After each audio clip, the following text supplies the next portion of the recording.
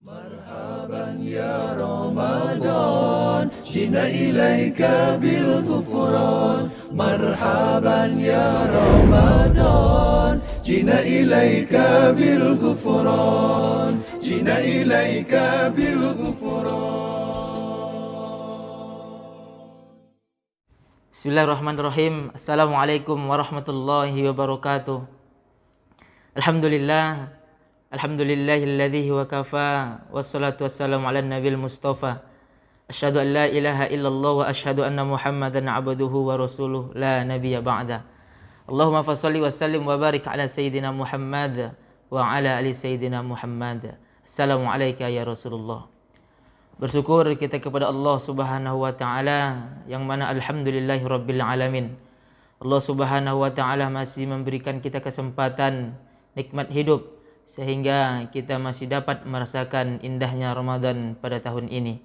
Selawat dan salam tak lupa pula kita kirimkan buat junjungan alam, yakni Nabi besar kita Nabi Muhammad sallallahu alaihi wasallam. Allahumma salli ala sayyidina Muhammad wa ala ali sayyidina Muhammad. Assalamualaikum ya Rasulullah. Bapak Ibu, saudara-saudari, para pemirsa IPMKK TV dimanapun Anda berada. Pada pertemuan kita kali ini kita akan membahas suatu perkara yang sangat penting. Perkara yang sangat penting dalam kehidupan manusia adalah perkara iman. Iman lebih penting daripada duit. Iman lebih penting daripada jabatan. Iman lebih penting daripada kendaraan. Iman lebih penting daripada suami, lebih penting daripada istri, dan lebih penting daripada anak keturunan kita. Dalam Al-Quran Allah Subhanahu wa ta'ala berfirman dalam surah Al-Ankabut ayat 57, kullu nafsin dha'iqatul maut, setiap yang bernyawa pasti akan mati. Jika ada salah seorang meninggal dunia tanpa mempunyai uang ataupun tanpa mempunyai harta, Allah tidak akan marah. Jika ada salah seorang meninggal dunia tanpa memiliki jabatan, Allah juga tidak akan marah.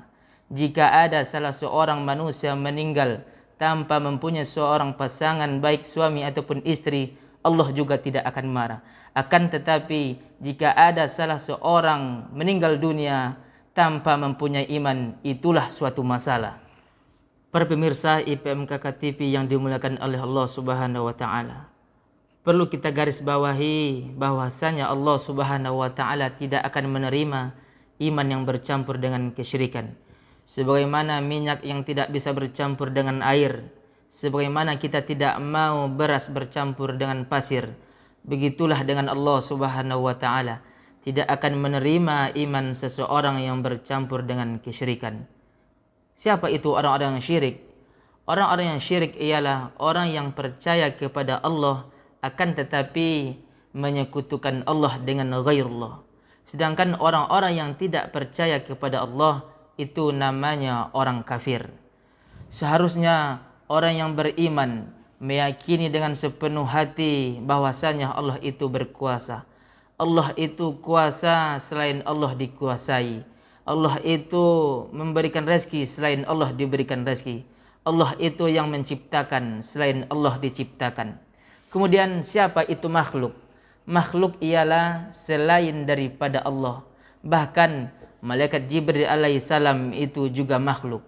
Pernah suatu ketika malaikat Jibril alaihissalam menawarkan bantuan kepada Nabiullah Ibrahim alaihissalam sewaktu Nabi Ibrahim akan dibakar dalam api yang sangat besar.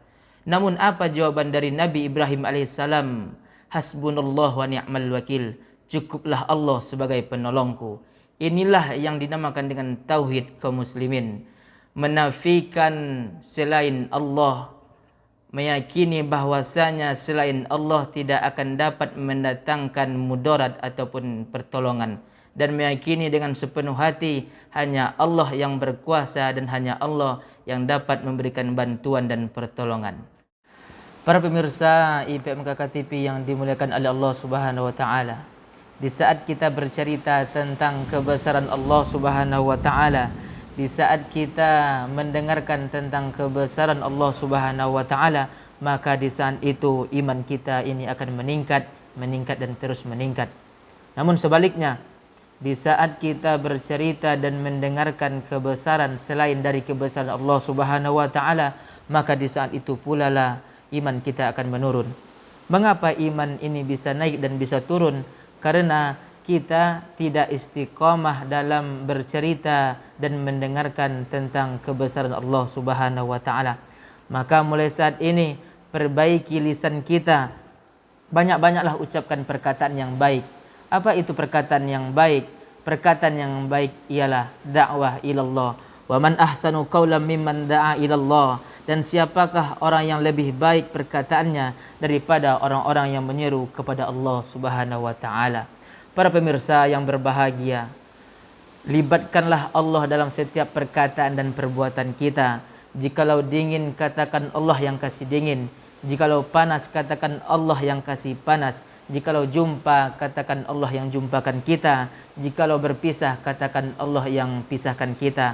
Selain Allah tidak bisa apa-apa. Hanya Allah yang menghidupkan dan hanya Allah yang mematikan. La ilaha illallah. Pada dasarnya kita ini tidak ada, akan tetapi kita ini diadakan oleh Allah Subhanahu wa taala. Pada dasarnya dunia ini tidak ada, akan tetapi diadakan oleh Allah Subhanahu wa taala. Bahkan surga dan neraka itu tidak ada, akan tetapi diadakan oleh Allah Subhanahu wa taala. Seandainya semua makhluk di dunia ini bersepakat mengatakan Allah itu tidak ada, maka Allah akan tetap ada. Mengapa demikian? Karena Allah Subhanahu wa taala itu ada sebelum kata-kata ada itu ada, dan Allah akan tetap ada sampai kata-kata ada itu tidak ada lagi. La ilaha illallah. Para pemirsa yang berbahagia, hati ini adalah singgasana. Barang siapa yang duduk di atasnya, maka dia akan menjadi raja. Maka saat ini takutlah dan cintailah Allah melebihi segala-galanya. Dan barang siapa yang datang menuju Allah Subhanahu wa taala dengan rasa penuh cinta dan takut kepadanya, maka itulah orang-orang yang akan mendapatkan kesuksesan dan kemenangan yang besar. Maka saat ini, mulai hari ini, banyak-banyaklah ucapkan la ilaha illallah. Para pemirsa yang berbahagia, itulah perkara penting dalam kehidupan kita ini. Mudah-mudahan dapat kita ambil hikmahnya dan dapat kita amalkan dalam kehidupan kita. Akhirul kalam. Assalamualaikum warahmatullahi wabarakatuh.